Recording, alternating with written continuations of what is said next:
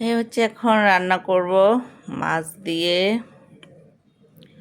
মূলা শাকে ডাঁটা দিয়ে আলু দিয়ে। তো মাছগুলো সবগুলো ভেজে নেওয়া হয়ে গেল, এখন উঠিয়ে নিচ্ছি।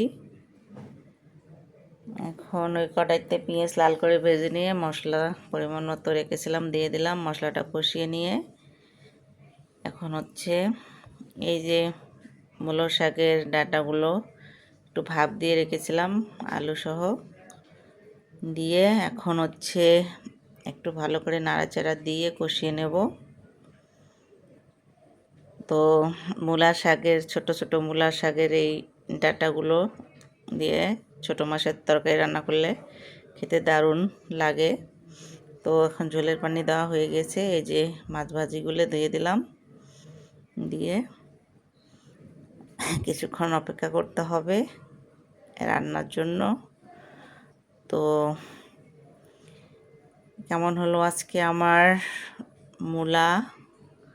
ছোটো মূলা আর আলুর তরকারিটা অবশ্যই কমেন্ট বক্সে জানাবেন।